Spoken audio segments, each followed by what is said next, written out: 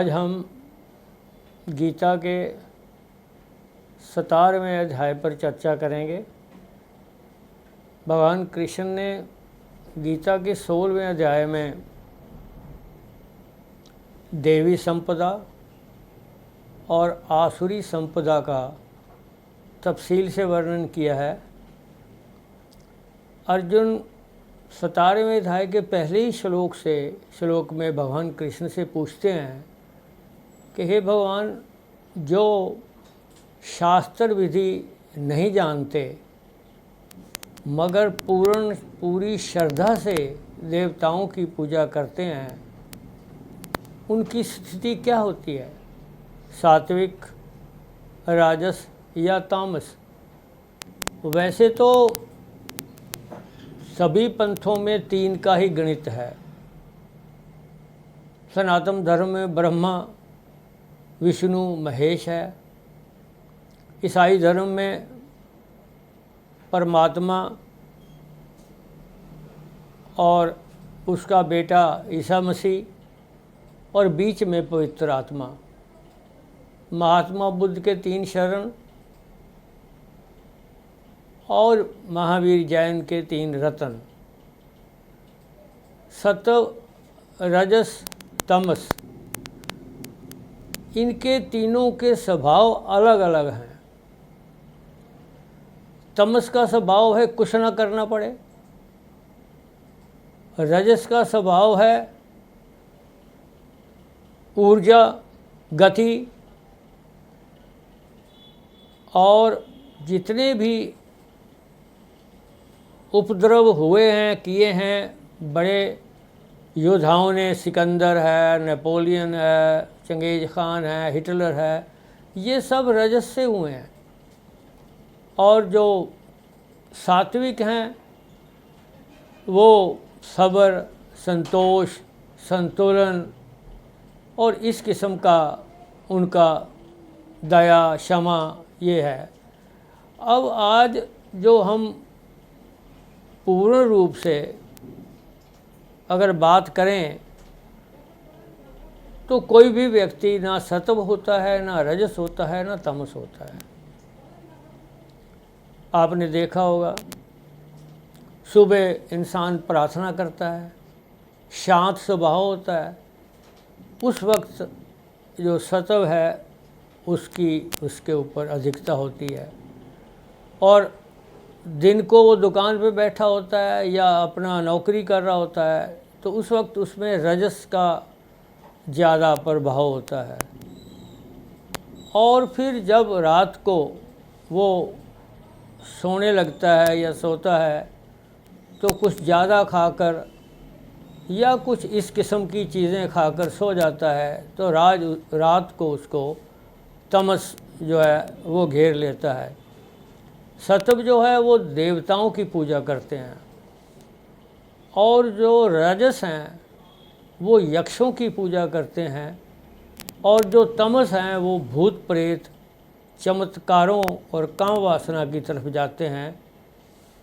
शास्त्र होते हैं शास्त्राओं के वचन, शास्त्राओं होते हैं दिव्य मार्ग दिखाने वाले, इंसान को रास्ता बताने वाले।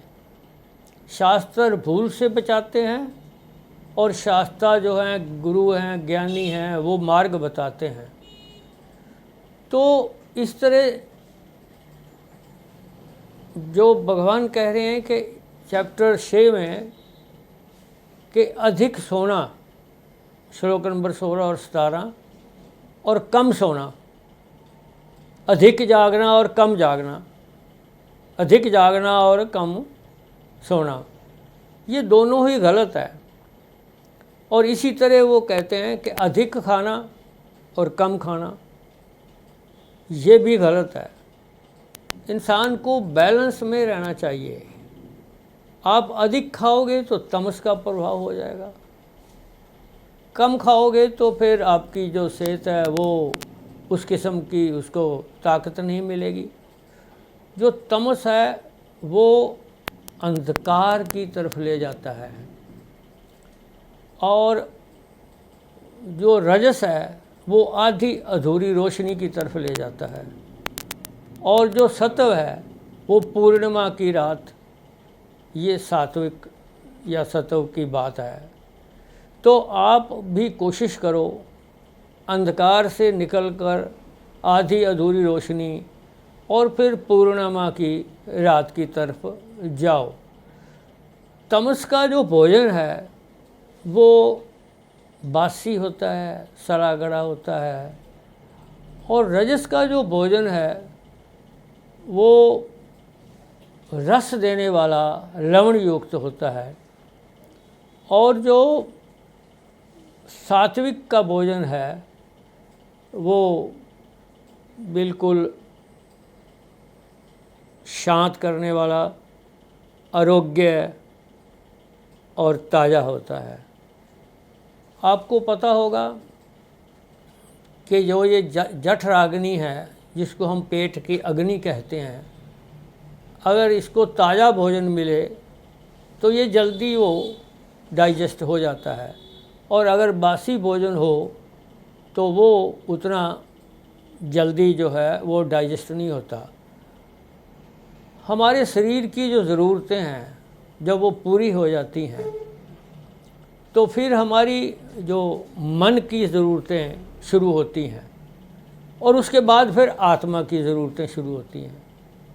शरीर की ज़रूरतें हैं नींद, सोना, और मन की ज़रूरतें हैं पढ़ना, लिखना, सोचना, और आत्मा की ज़रूरतें हैं समाधि, साधन। तो इस तरह मतलब जो हैं अपनी अपनी ज़रूरतें हैं।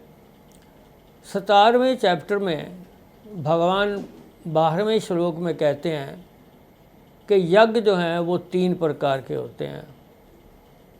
बिना इच्छा कुछ मांगे केवल धन्यवाद करने के लिए जो यज्ञ किया जाता है वो सात्विक यज्ञ होता है, और इच्छा के लिए कि मुझे धन दौलत पद मिले, ऐसा यज्ञ राजस यज्ञ माना जाता है। और जो शास्त्रों की विधि के मुताबिक ना हो बल्कि शास्त्रों की विधि से उल्ट किया जाए उसको तामसी यज्ञ कहते हैं।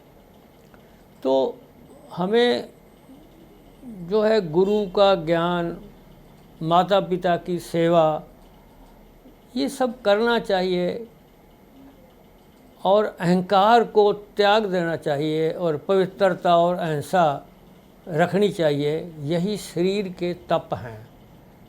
और किसी को गुस्सा ना हो, कोई उद्वेग ना हो, किसी को हमारी वाणी से कष्ट ना लगे, सबको अपनी हमारी वाणी प्रिय लगे, वो वाणी संबंधी तप है। और मन की खुशी, शांत भाव, पवित्रता, ये मन संबंधी तप है। हम द्विज की बात करते हैं। द्विज का उसका मायना होता है ब्राह्मण, और ब्राह्मण का मतलब यह है कि जिसमें पवित्रता है, शांत स्वभाव है, जिसने ब्रह्म को पा लिया है, जिसका अहंकार ख़त्म हो गया है। आपने श्वेत केतु की तो कहानी सुनी होगी। श्वेत केतु 12 साल तक तपस्या करके घर वापस आए, तो उनके पिता ने कहा कि क्या तुमने वो चीज़ प्राप्त कर ली है या उसके बारे में जान लिया है जिसके जानने के बाद कोई जानने की ज़रूरत नहीं रहती। तो श्वेत केतु ने कहा ये बात तो मुझे मेरे गुरु ने बताई ही नहीं। तो श्वेत केतु दोबारा चला गया तप करने, फिर 12 साल बाद आया और द्विज होकर के ब्रह्म होके आया। जैसे ही वो आ रहा था तो उसके पिता ने श्वेत केतु की माता को कहा कि अब मुझे यहाँ से भाग जाना चाहिए, चले जाना चाहिए। तो उसकी माता ने कहा कि ये आपका बेटा जो है वो 12 साल बाद आ रहा है और आप कहते हो यहाँ से चले जाना चाहिए। उन्होंने कहा कि मेरा बेटा ब्रह्म हो के आ रहा है और मैं उसका पिता हूँ, वो पिता के नाते मेरे को झुकेगा और मैं नहीं चाहता कि ब्रह्म मेरे सामने झुके, इसलिए वो कहता है कि मुझे जाना चाहिए। अब हमें हर चीज़ श्रद्धा से करनी चाहिए। जो भी हम करते हैं वो श्रद्धा का मतलब या शरण का मतलब ये नहीं है कि मंदिर में मत्था टेक दिया या किसी गुरु पे कह दिया कि तू मेरा गुरु है, ये श्रद्धा नहीं है। श्रद्धा का मतलब है पूर्ण समर्पण, पूर्ण रूप से अपने आप को मिटा देना, और इसलिए जो है वो मैं जो उसमें मैं है उसको ख़त्म कर देना। अब श्रद्धा क्या होती है, इसके पीछे भी एक छोटी सी कहानी है। गांव के लोग यज्ञ कर रहे थे कि बारिश आ जाए, तो एक बच्चा छाता लेके छतरी लेके चल पड़ा। तो लोगों ने कहा तू छतरी क्यों ले जा रहा है, ये क्या हुआ, छतरी ऊपर कर रखी है आपने। कहने लगा जी यज्ञ कर रहे हैं, वो बारिश आएगी तो फिर बारिश तो आएगी। तो ये है श्रद्धा। श्रद्धा का मतलब है कि जो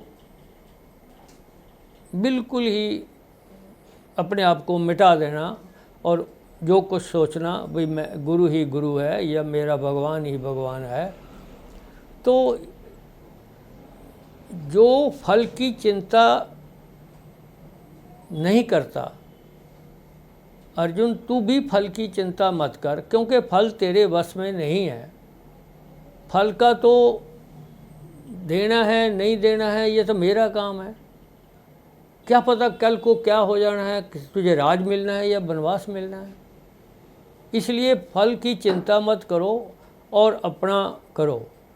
भगवान कह रहे हैं कि जो दान है वो देना इंसान का फ़र्ज़ है, मगर दान जो देश है, काल है, आगे लेने वाला व्यक्ति है, वो सोच समझ कर ही दान देना चाहिए।